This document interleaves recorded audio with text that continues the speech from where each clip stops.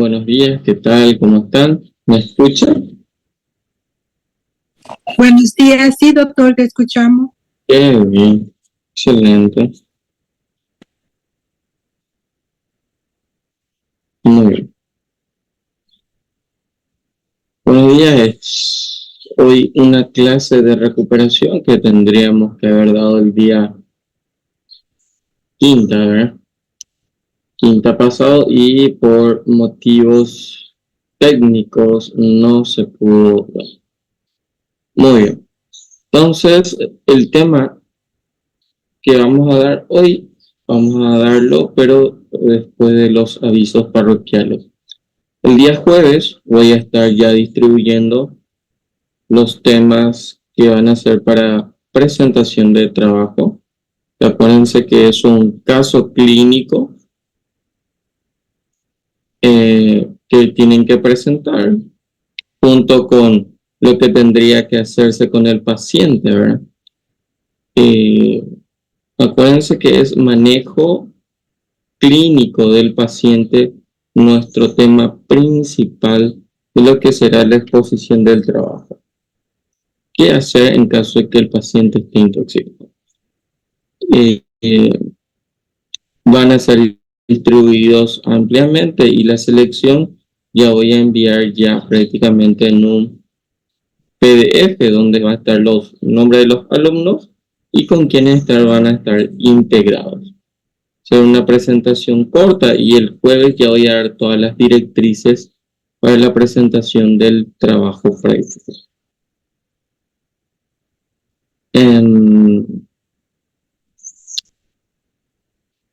Acuérdense que el trabajo tiene un valor de 10 puntos, 5 de presentación y 5 por la exposición, ¿no? Muy bien.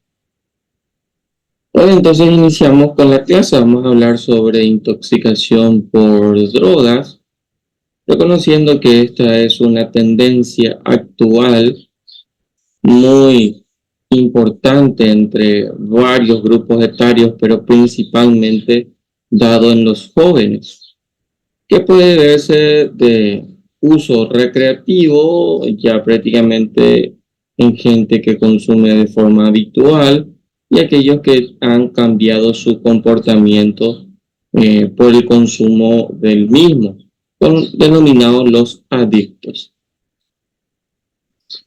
Entonces, el objetivo de la clase es primeramente conocer la epidemiología que se conoce hasta hoy en día sobre la utilización de estas sustancias ilícitas, conociendo sus diversas presentaciones, conocer las bases fisiopatológicas de cómo actúan estos fármacos o drogas, porque algunos también son fármacos que son conocidas como sustancias ilícitas pero prescribibles, y conocer el tratamiento de la intoxicación por el mismo, basándose siempre en el ABC del paciente intoxicado principalmente. Generalmente, ya desde épocas antiguas, ciertas civilizaciones han utilizado sustancias para alterar su estado de conciencia, que es igual a alterar su comportamiento. Ya se ha visto, por ejemplo, que durante los rituales se han utilizado diversos tipos de sustancias que van desde alcohol etílico, como la chicha en Perú, u otras sustancias como derivado de las plantas, como por ejemplo los opioides, que han producido un estado mental alterado en el paciente, en este caso de forma cultural, para producir todos esos rituales que en cierta forma en el estado mental normal del paciente no realizaría ninguna de las acciones que realiza normalmente, como por ejemplo el hecho de los sacrificios humanos, suponiendo en las civilizaciones primitivas. Esto generalmente en el contexto de experimentar nuevas sensaciones, por otro lado, evadir conflictos externos o internos, y para usos terapéuticos. Muy importante mencionar, ¿verdad?, que al experimentar nuevas sensaciones es todavía la base por la cual se sigue hoy experimentando las drogas. Cuando uno está en una sociedad y ciertos grupos sociales presionan, generalmente inducen al uso y abuso de ciertas sustancias ilícitas. Por ejemplo, para entrar a ciertos grupos es necesario, por ejemplo, tomar alcohol. Para sentirse a gusto en ciertos grupos sociales es preciso el uso de alcohol. En otras partes, fumar. En otras partes, cheirar, entre otros. Otros, como ayuda a estar en un estado mental alterado, les hacen olvidar de sus problemas, tanto económicos, familiares o sociales. Entonces, les ayuda a evadir sus propios conflictos, como los conflictos sociales que pueden generar o puede tener cualquier persona, o los problemas. Generalmente esto genera un estado de farmacodependencia con consecuencias económicas, morbimortalidad aumentada, ya que para su sensación de bienestar o un placer momentáneo se utilizan ciertas drogas, como da una sensación de placer, se libera mucha dopamina. Esta dopamina entonces va en el centro del placer, genera una sensación de bienestar, pero cuando estas sustancias comienzan a disminuir, comienza a haber un estado de depresión en aumento. Entonces, un nuevo consumo comenzará a disminuir otra vez la sensación de ansiedad. El problema es que este consumo habitual y este balance entre sensación de placer y depresión comenzará a producir una interacción socioeconómica, porque cada vez más el paciente necesitará consumir con mayor frecuencia, en una mayor dosis, para producir el mismo efecto placentero en el mismo. Y esto llevará entonces a que el paciente cambie su comportamiento. Pero como sabemos, en toxicología todo depende de la dosis. Cuando la dosis es baja, tal vez podamos tener consecuencias fisiológicas a nivel del sistema nervioso y del comportamiento. Pero cuando estas comienzan a aumentar conforme pase el tiempo en dosis, estas van a comenzar a afectar otros sistemas, como por ejemplo el aparato respiratorio, el aparato cardiovascular, y también van a producir trastornos psiquiátricos. Es importante también mencionar que existen abusos de sustancias a pesar de que éstas sean terapéuticas.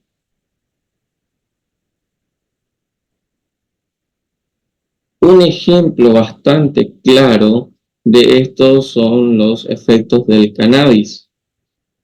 El cannabis tiene propiedades bastante interesantes que hoy día utilizamos dentro de la medicina para que podamos tratar a los pacientes de diversos trastornos, desde estados convulsivos hasta trastornos de ansiedad, dependiendo de la dosis que estemos implementando en el paciente.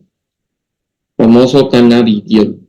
Pero se conoce también que tiene unos efectos a nivel del comportamiento, donde el paciente ya es usuario habitual y produce lesión neuronal permisiva, llevando a un estado de degradación mental del mismo conforme su uso aumenta.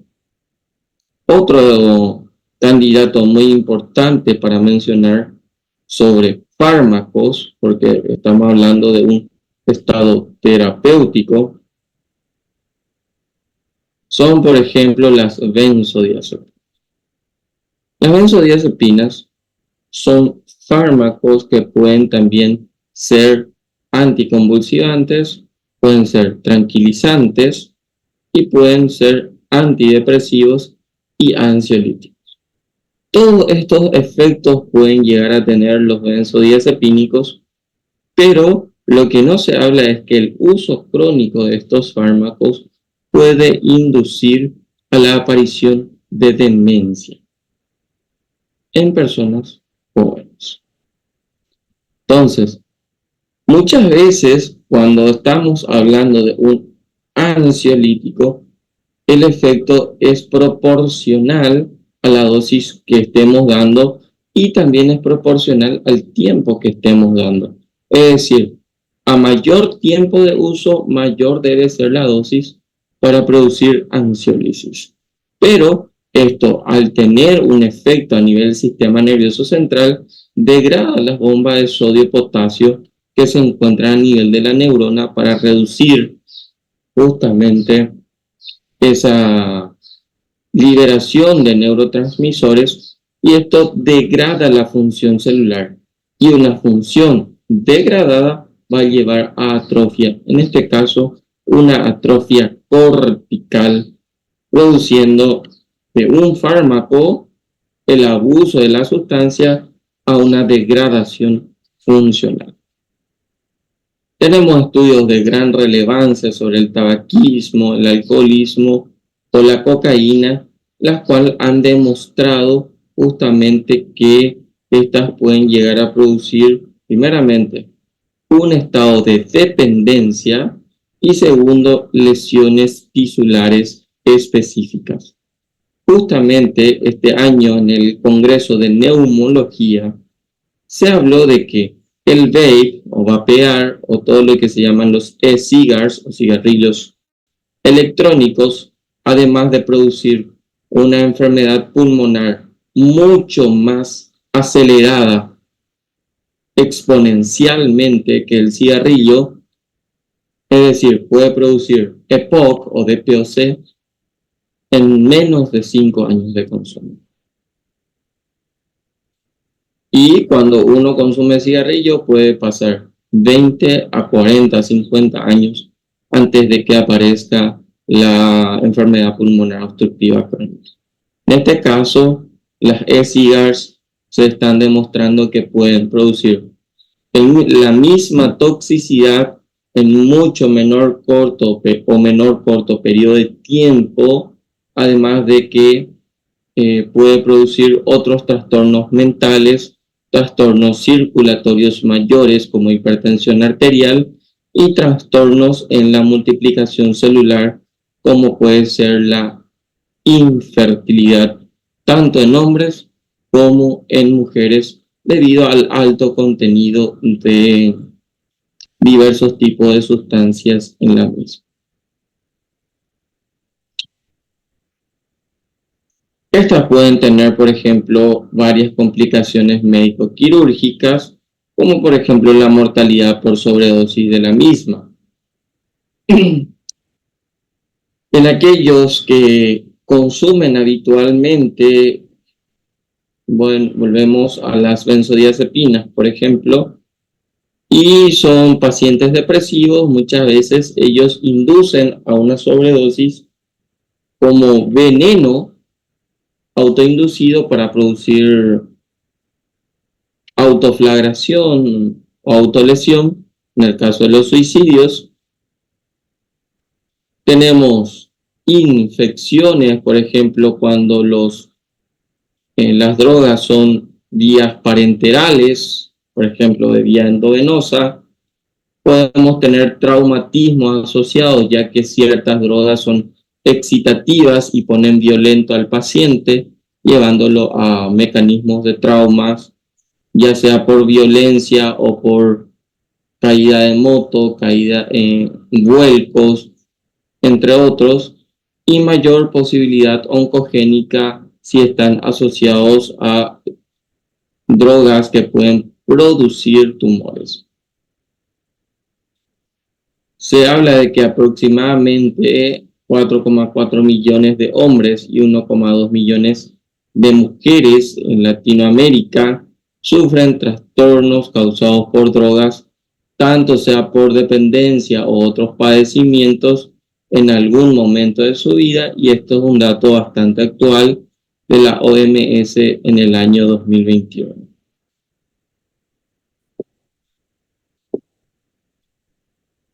Epidemiológicamente conocemos que su uso es muy frecuente en forma recreativa y placentera, creando un hábito de uso y abuso de sustancias y posterior adicción de la misma, que es la dependencia del mismo con cambio en sus comportamientos. Vean aquí que la mayoría de estos pacientes tienen una actividad funcional normal a pesar del uso de drogas. Es decir, podemos tener al lado, en la sala de aula, un compañero que fuma, por ejemplo, marihuana de forma habitual, y podemos ver que es una persona, entre comillas, normal. Pero con el paso del tiempo, esta va a ir degradando su funcionalidad. Entonces, vamos a ver que otros experimentan de forma social, en menor proporción, otros que son pacientes que experimentan totalmente, o mejor dicho, que son expuestos continuamente a este tipo de sustancias, otros tipos que son disfuncionales, es decir, que son adictos, y exadictos en una muy baja proporción.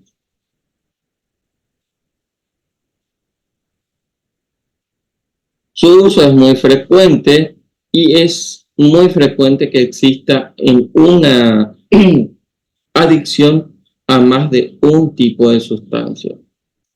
Generalmente cuando hablamos de drogas, hablamos entonces de sustancias que pueden ser lícitas o ilícitas.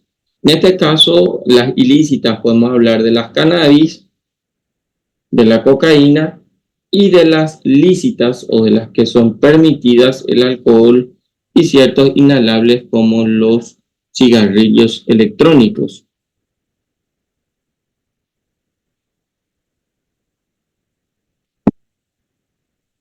Vean que el alcohol, a pesar de que sea una droga lícita, no es el principal droga de consumo hasta el día de hoy, principalmente jóvenes. Tenemos en una menor proporción a las anfetaminas, cannabis con una gran proporción, la cocaína en una gran proporción, ciertos medicamentos alucinógenos como la LSD o ácido lisérgico, los inhalables que pueden ser, por ejemplo, tabaco, cigarrillos electrónicos, entre otros, los opiáceos, opioides, que en Estados Unidos se ha convertido en un gran revuelo el uso de un fármaco, el fentanilo, que produce una acción placentera por dentro de la célula, por dentro de la cabeza, pero por fuera el comportamiento es totalmente zombie.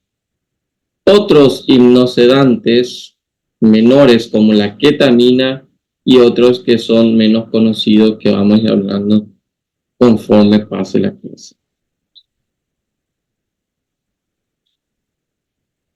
Esto es un análisis de la urgencia de aproximadamente un seguimiento de varios años realizado en la ciudad de Galicia, donde se vio en urgencias un número X de pacientes. Ahí tenemos abajo el link para que puedan posteriormente ver, y se vio a 4.526 pacientes. Y se vio que la edad media del mismo era de 32 años y fueron traídos a urgencias aproximadamente 2.566 de todos estos pacientes, de los cuales el 57% fueron hombres y el 51% fueron mujeres. Y vean aquí que en las zonas de alto turismo es donde se vieron la mayor cantidad de casos. Aproximadamente el 52% se vieron en zonas de alto turismo, conociendo que Galicia es España.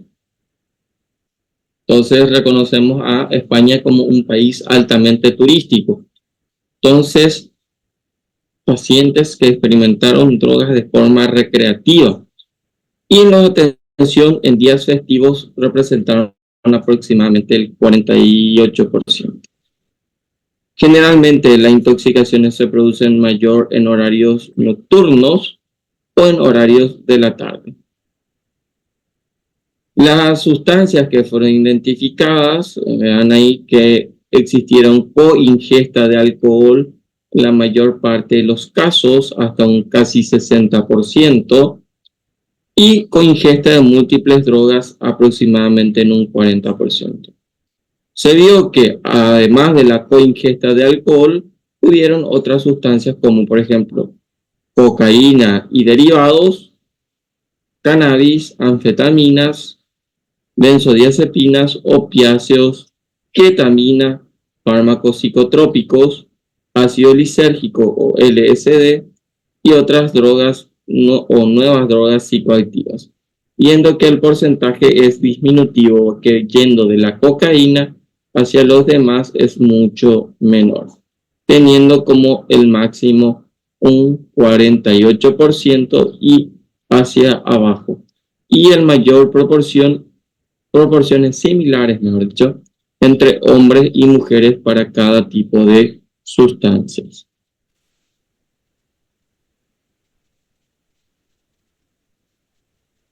Vemos entonces que el efecto adverso combinado se vio que presentaron efectos graves en aproximadamente 3% de los pacientes y otros marcadores como parada cardiorrespiratoria, necesidad de intubación, ingreso a cuidado intensivo o fallecimiento en aproximadamente 5% de todos los pacientes estudiados.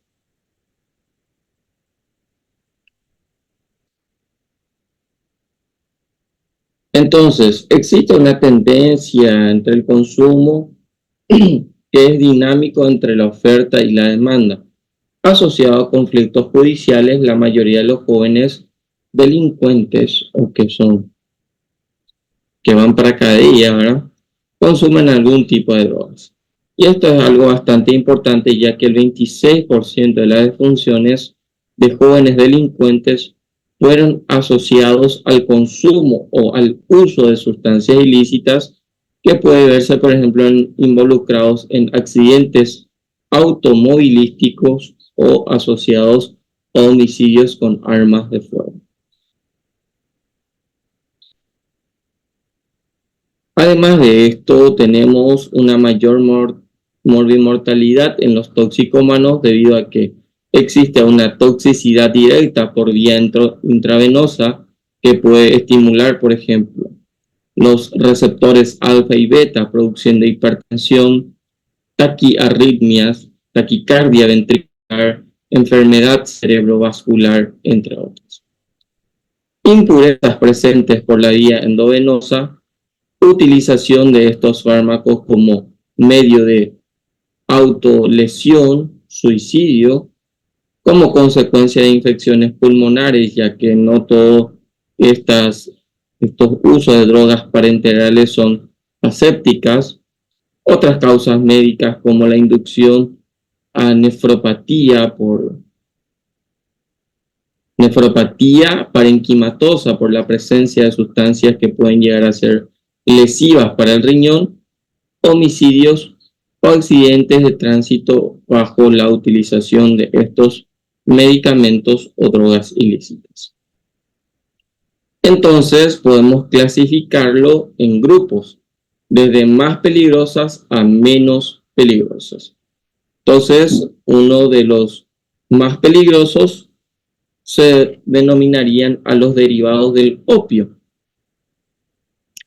la morfina, el licón de Brompton, la buprenorfina, que es mucho más potente que la morfina, el fentanilo, que es hasta cientos de veces más potente que la morfina. Posteriormente tenemos a los barbitúricos, al propio alcohol, que es moderadamente peligroso, cocaína, anfetamina, derivado de las anfetaminas, y las menos peligrosas, el ácido lisérgico, el cannabis y la mescalina, que es una droga ya bastante antigua, pero que su uso ha estado en ascenso. Y podemos también clasificarlos en lícitos o permitidos o ilícitos prohibidos. Los lícitos, justamente vean aquí la ambigüedad, una droga moderadamente peligrosa que es lícita, que es el alcohol.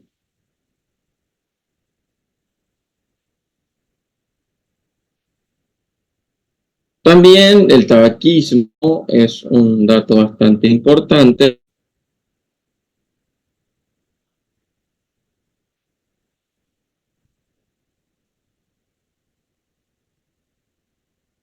Y las ilícitas, que solamente pueden ser dados con prescripción médica o que pueden ser adquiridos sin prescripción médica.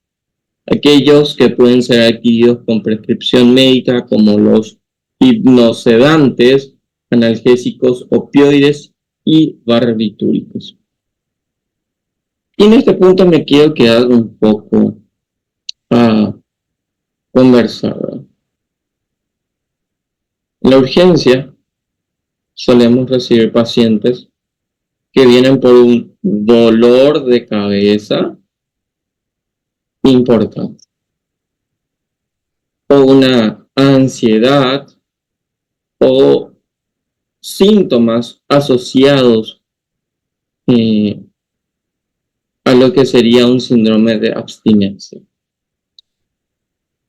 Y cuando uno trata de prescribirle un medicamento, dice, no, solamente tal medicamento me hace efecto, y si no me van a poner eso, no me pongan nada porque no me hace nada.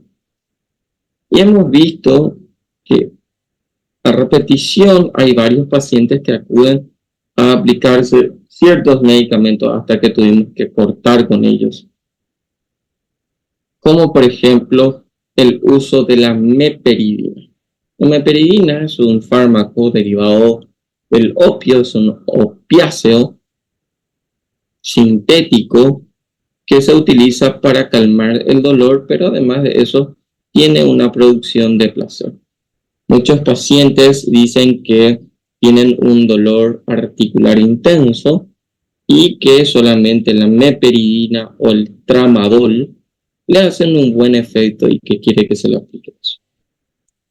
Otros pacientes inclusive vienen a pedir recetas selladas de algún tipo de medicamento de uso controlado, como por ejemplo puede ser desde el alprazolam, desde lo que es clonazepam, bromazepam, entre otros medicamentos de uso común en medicina, y tenemos que aprender a decir muchas veces no,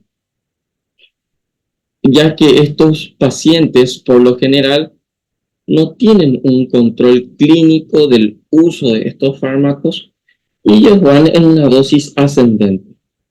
Comienzan a aparecer en un mes 2 o 3 oportunidades pidiendo la misma receta. Y cuando uno entra a hollar el historial clínico del paciente, vemos lo solicita receta de tal medicamento. Y uno se pregunta, pero este medicamento a esa dosis debería durarle un mes, pero este paciente está volviendo en 2 semanas, en 3 semanas. Es porque se está automedicando y está levantando la dosis de forma solitaria. Una droga bastante importante, analgésica, derivado del opio, que utilizamos aquí en Paraguay, yo no sé en Brasil, es la oxicodona, que es una receta que debe ser triplicada, o sea, el paciente debe llevar 3 recetas de un mismo tenor, de la misma fecha, del mismo sello médico, para que pueda ser entregado el medicamento. Y hay, lastimosamente, colegas nuestros que, a pesar de que el paciente no esté presentando signos dolorosos, ya que conocemos que la oxicodona es un analgésico opioide, venden las recetas. Venden las recetas. Entonces, ahí entra la ética médica y la ética profesional para seguir dando o no esto. Aunque a veces lo que importa es el dinero. Tenemos los barbitúricos, que son fármacos utilizados prácticamente en la hipnosedación, generalmente en anestesiología. Y aquellas que se pueden recibir sin prescripción médica, como la marihuana, ciertos estimulantes como la cafeína, la taurina, sedantes y otros alucinógenos. Veamos aquí una lista bastante larga de medicamentos que pueden ser utilizados como sustancias permitidas, ¿está bien? Lícitas, ilícitas, pero que se pueden dar con prescripción médica, como el alprazolam, el flunitrazepam, el diazepam, clonazepam, entre otros. Vean aquí que es importante conocer prácticamente las características de estos fármacos, ya que entre el clonazepam y el alprazolam existe mucha diferencia, teniendo una decantación principalmente por aquellas que no pueden producir adicción. Veamos que el alprazolam tiene una vida media bastante prolongada. Con una dosis diaria, el paciente puede estar un día con el efecto ansiolítico. Pero vean que el alprazolam es altamente adictivo, al igual que el flunitrazepam, que es un potente inductor del sueño con vida media de aproximadamente entre 6 a 8 horas, dando una vida justamente lo que precisamos de sueño en el paciente. El problema es que también el flunitrazepam es un efecto altamente adictivo. Pero por el otro lado, el clonazepam, a pesar de producir un efecto ansiolítico y anticonvulsivo, no causa adicción, excepto a dosis elevadas. Entonces, conocer estas características farmacológicas nos debe también llevar a entender cómo prescribir estos fármacos. Posteriormente tenemos el trihexaferidilo, tenemos a los analgésicos opioides que tienen un efecto similar a lo que es la heroína, produciendo un síndrome de abstinencia.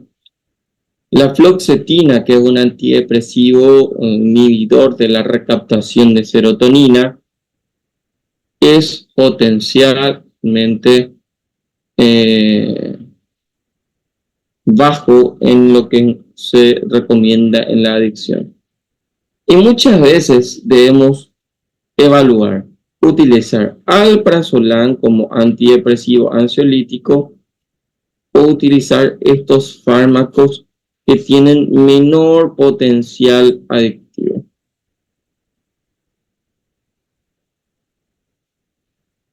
El metilfenidato, las anfetaminas y los antipsicóticos.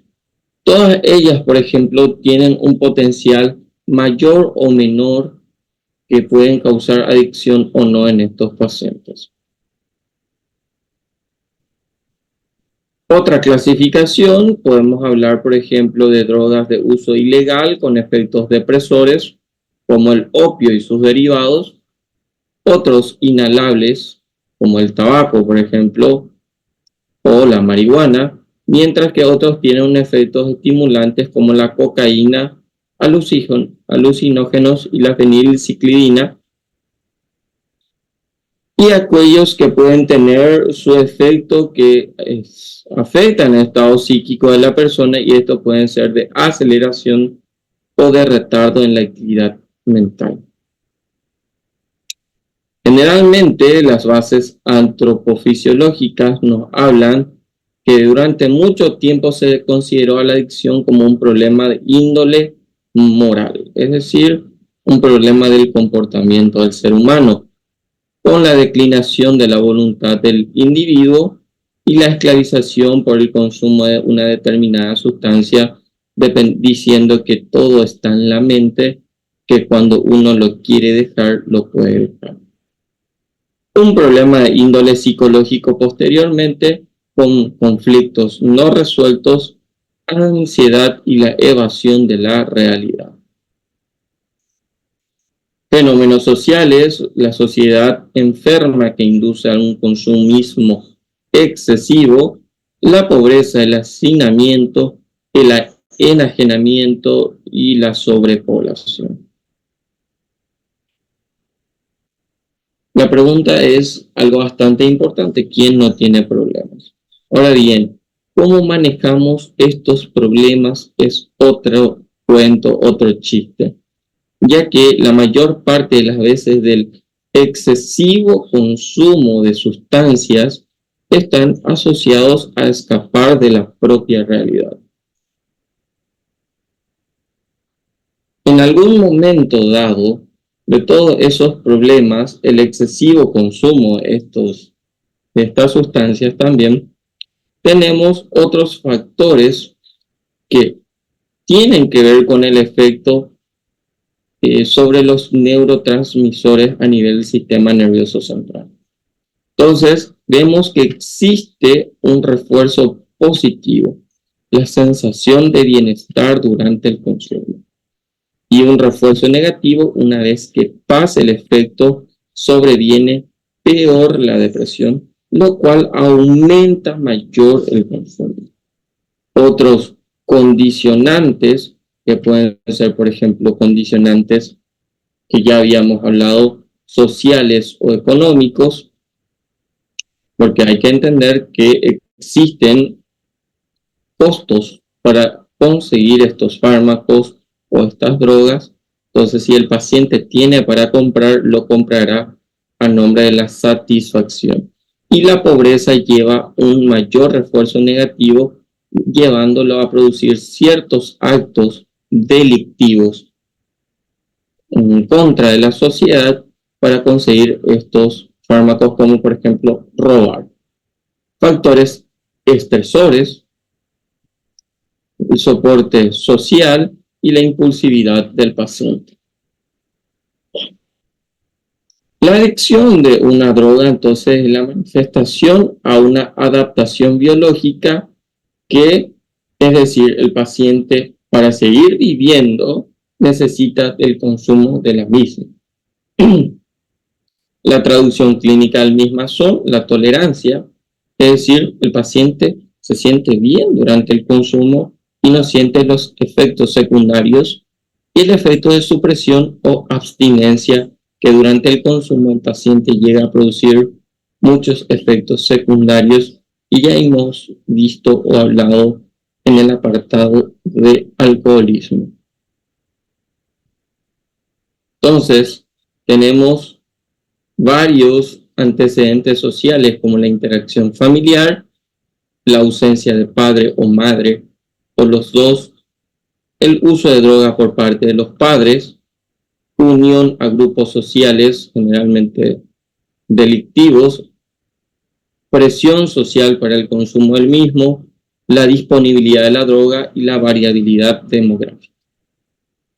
Consecuencias sociales e individuales, como por ejemplo consecuencias aversivas, donde puede haber efectos tóxicos o disfunción psicosocial. Entonces, una vez que comienza a tener una disposición al consumo, habrá un consumo de drogas, y esto va a llevar a una neuroadaptación denominado la tolerancia. Esta tolerancia va a llevar a que el paciente tenga un mayor consumo para tener el mismo efecto. A mayor consumo, mayor costo tiene la frecuencia o la disfunción psicosocial del paciente. Pero cuando cortamos este consumo tenemos los síndromes de abstinencia. Una vez que haya el consumo y mayor disposición, hay un aprendizaje en el reforzamiento donde por experiencias infantiles, información genética, incidentes en el desarrollo de la mentalidad del individuo y los estados de ánimo van a llevar a su consumo del mismo. Entonces el paciente va a tener una intolerancia a pasar efectos adversos y para escapar de esa realidad inducirá al consumo.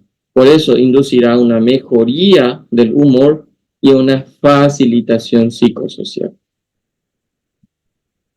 Entonces podemos tener drogas excitantes con efectos adrenérgicos, liberación de dopamina como estímulo de recompensa y neuroadaptación del mismo. Los hipnosedantes, entonces vamos a tenerlos como unos efectos bastante importantes con el efecto de recompensa, que son drogas que actúan sobre la acción sináptica del GABA y su acción es sustituir la realidad por una alternativa diferente a la realidad del individuo.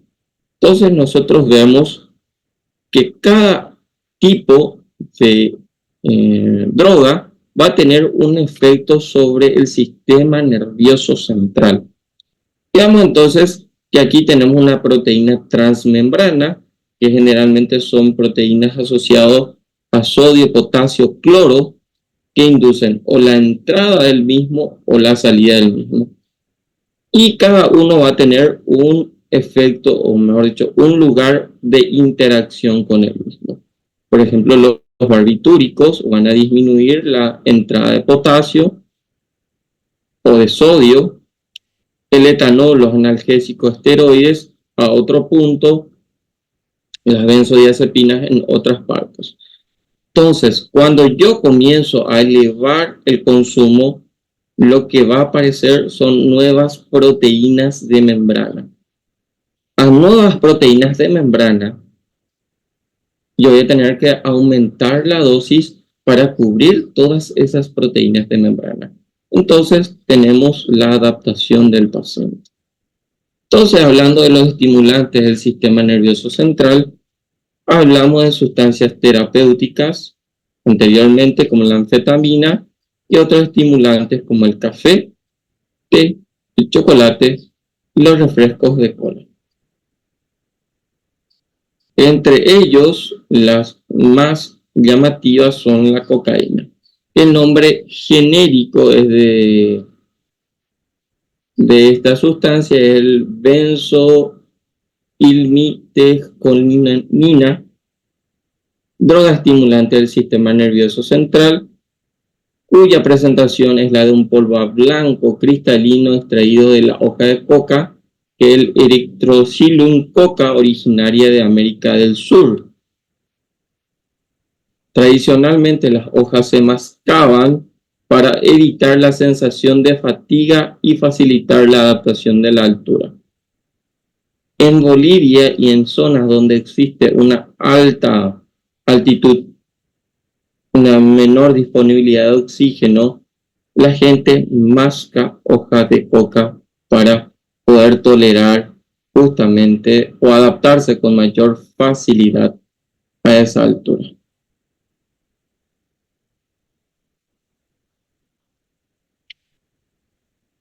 En 1859, Albert Neyman consiguió extraer la cocaína de las hojas y desde entonces se utilizó como estimulante, inicialmente con fines terapéuticos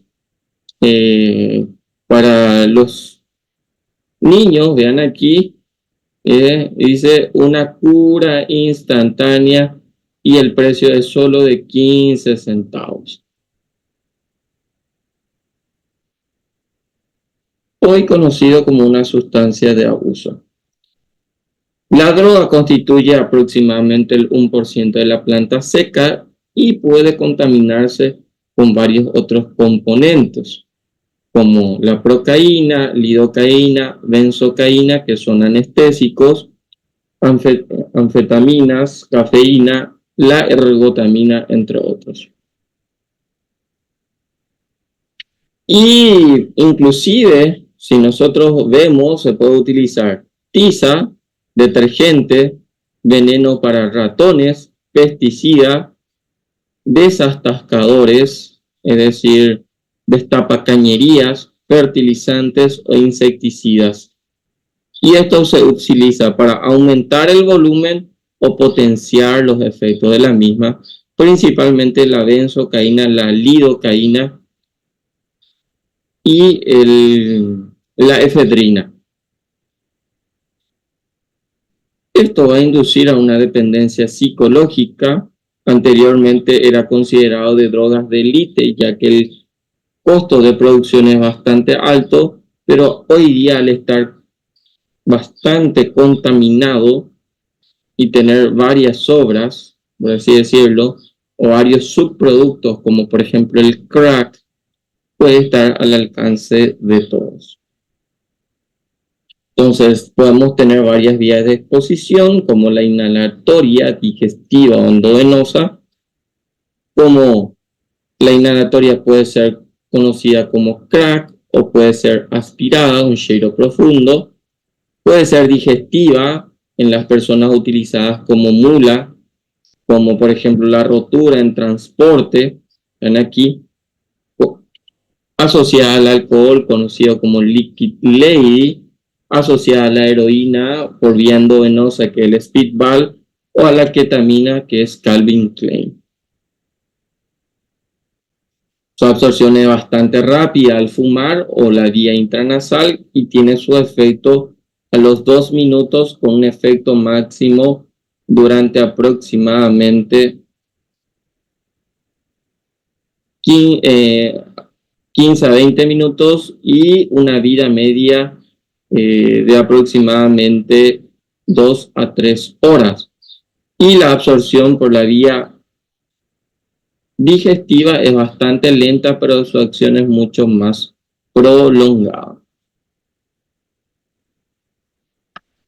Y dice que la vida media es de 1 hora, pero en realidad es de 2 a 3 horas. Es metabolizado a nivel del hígado y del riñón y puede detectarse en orina desde concentraciones de 15 a 50 miligramos. Es decir, una esnifada ya puede dar positivo al test del mismo. El efecto inicial es estimulante del sistema nervioso general y existe un patrón. Y esto es una copia del libro, literalmente. Poco después de la administración de la droga hay una pérdida de la sensibilidad de la cavidad bucal, una sensación agradable de calor en todo el cuerpo, seguida de una gran excitación. El que consume tiene una fuerte, y se siente fuerte y está animado, capaz de emprender cualquier acción. La fatiga se reduce y frecuentemente se experimenta una sensación placentera de riqueza y poder. La euforia que presenta el consumidor dura 1 hora en término medio y puede presentarse apatía, fatiga, angustia, lo que promueve su nuevo uso. Hace pocos meses recibimos un paciente a las 5 de la mañana en la urgencia de un fin de semana. Este paciente hablaba de lo siguiente: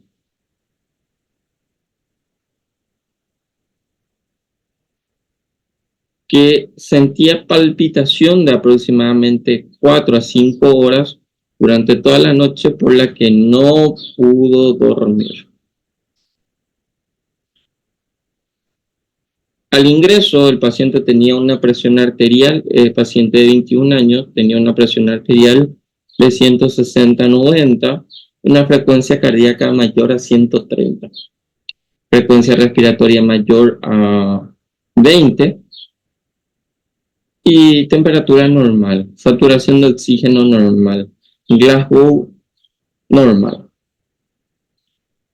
Este paciente estaba temblando, al ingreso.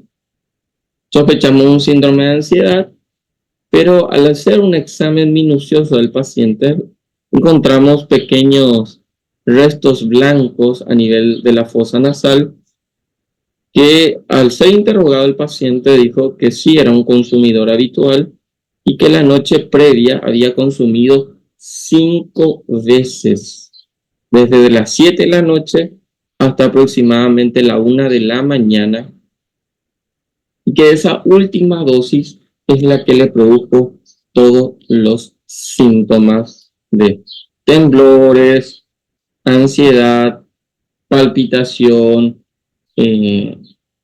falta de aire, entre otros.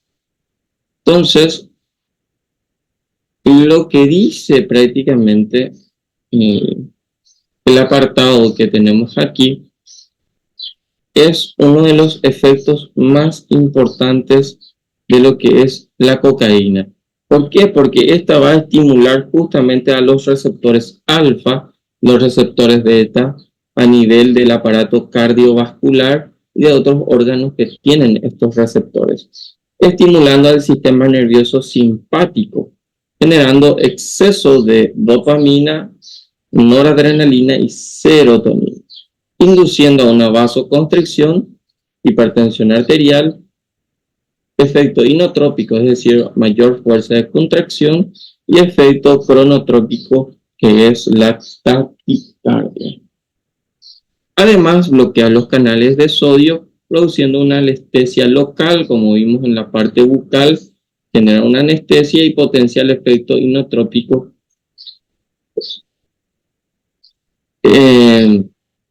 Disminuyendo el potencial efecto inotrópico y cronotrópico negativo. Esto tiene que ser corregido. Entonces, podemos ver que existen varios órganos efectores. Acuérdense que todos estos síntomas se dan en los pacientes. Entonces, para entender el tratamiento cuando el paciente llega con una intoxicación aguda, entonces nosotros debemos bloquear estos receptores. Generalmente utilizamos beta bloqueantes no selectivos. Entonces podemos ver que existe un músculo del iris radial a nivel de los receptores alfa, produciendo midriasis y una visión borrosa, y a nivel del músculo ciliar, relajación para la visión lejana sobre los receptores beta 2. A nivel del corazón, como hablamos ya, produce crono e inotropismo positivo. A nivel de las arteriolas, inducirá a una contracción de los vasos coronarios, y si esta vasoconstricción es muy intensa y sostenida, inducirá a la aparición de un infarto, que es una de las causas de que el paciente muera joven posterior a una sobredosis. Arterias cerebrales va a producir también una dilatación. Esto induce a una hemorragia intracraneal, un ACV hemorrágico, pulmonares y a nivel de la piel y de las mucosas, produciendo a veces una palidez en los mismos. Pulmones produce una relajación de los músculos bronquiales, de las glándulas bronquiales, una inhibición produciendo una broncodilatación y disminución de los mismos. Esto es a efectos de aumentar el transporte de oxígeno a nivel de los músculos y el aparato cardiovascular.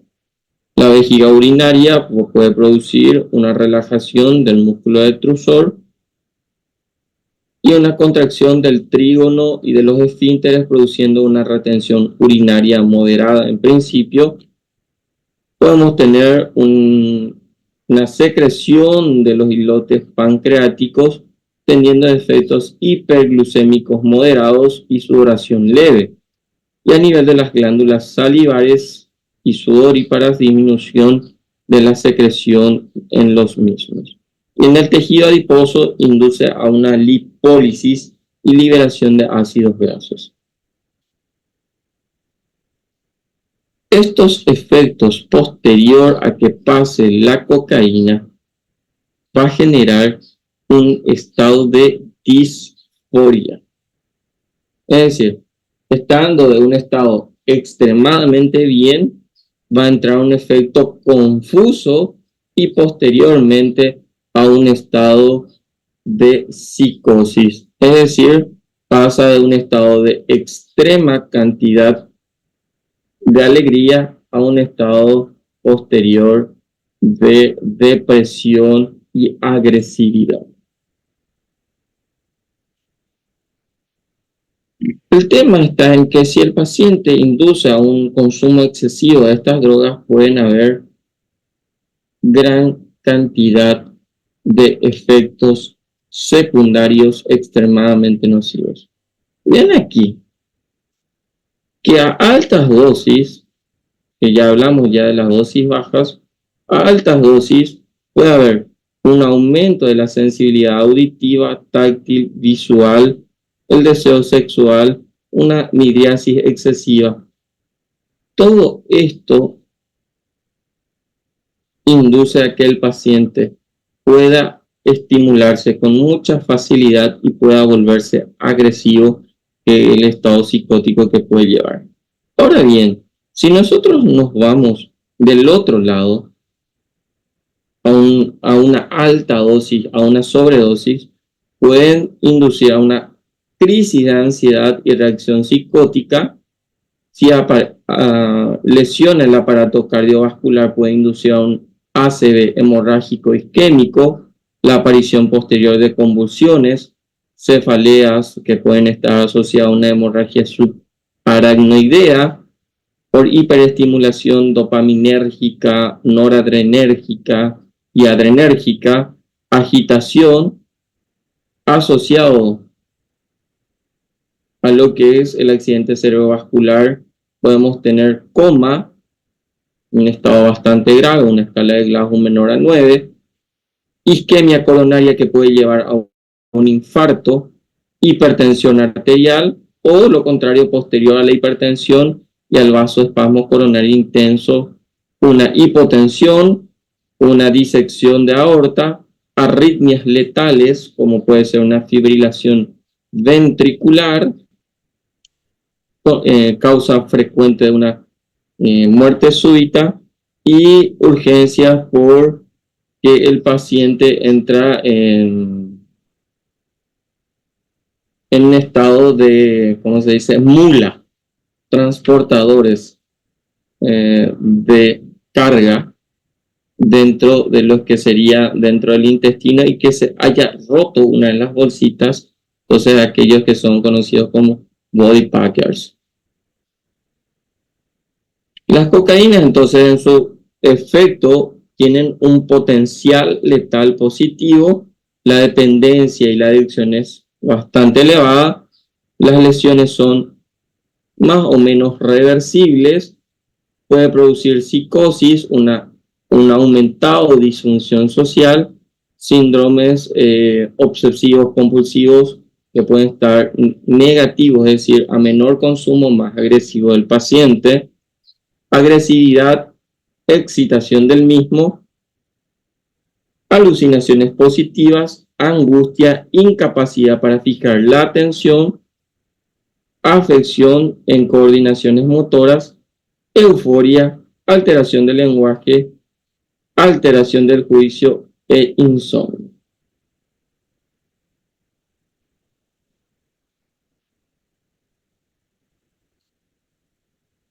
Vean que la cocaína produce entonces una intensa midriasis en el paciente con intolerancia a las luces. El análisis toxicológico puede demostrar una intoxicación aguda con niveles de cocaína en sangre, orina o contenido gástrico. Las intoxicaciones crónicas se pueden ver o medir los niveles de cocaína y sus metabolitos en orina. Generalmente, cuando nosotros vemos que un paciente está intoxicado principalmente en aquellos que son body packers, la aspiración y el lavado gástrico es bastante importante, con aumento de la evacuación con preparados como el polietilenglicol. Se puede dar al paciente carbón activado de 1 a 2 gramos por kilogramo cada 6 horas, medidas de sostén para las complicaciones, diuresis ácida asociada a la vitamina C por vía parenteral, eventual convulsión utilizamos diazepam, en la hipertensión arterial utilizamos beta bloqueantes de los canales de calcio o calcio antagonistas, nitritos, fármacos que pueden inducir a la antiisquemia, como puede ser, por ejemplo, los antihipertensivos. Y el apoyo psiquiátrico es muy importante para reducir los efectos a largo plazo. Generalmente, si hablamos de tratamiento, la prevención es el mejor tratamiento, aunque al principio parece que la cocaína es un afrodisíaco, la realidad es que no lo es. Más bien, su consumo produce a lo largo disfunción sexual y aumenta la inapetencia sexual de los mismos. Entonces, cuando suspendemos el consumo de cocaína en los pacientes, en el hospital nosotros tenemos un apartado, o mejor dicho, un consultorio de salud mental.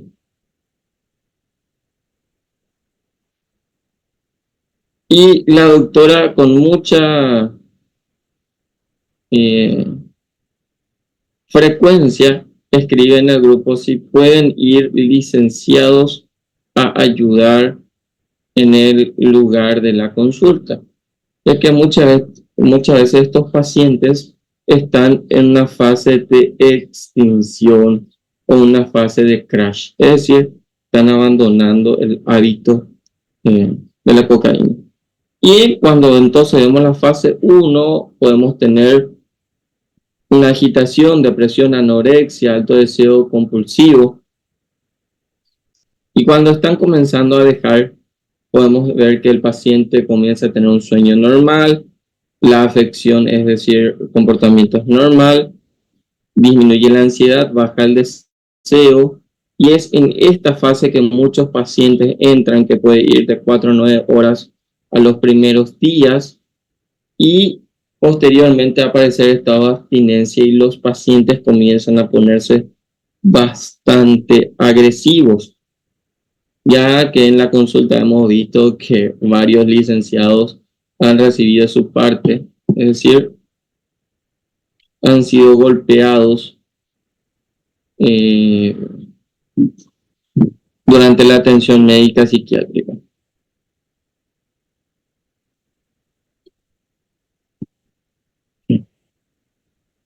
Podemos tener posteriormente una fase de extinción que puede irse a la abstinencia durante largo periodo de tiempo.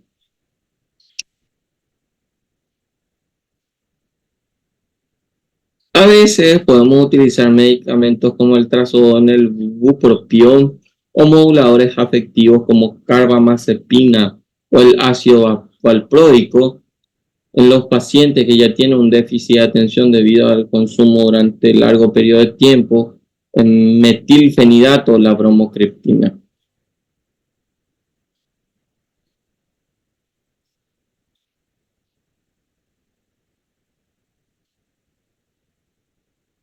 Bueno.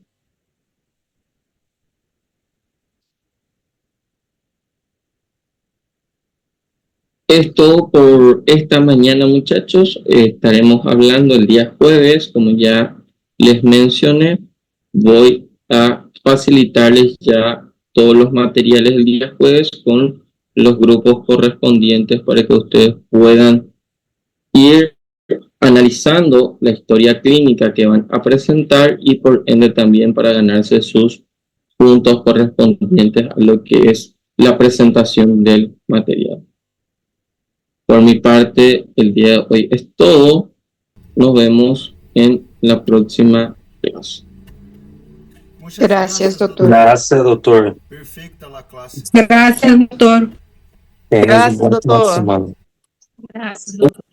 Gracias, doctor. Gracias, doutor. Gracias, professor. Gracias, doctor. Gracias, doutor.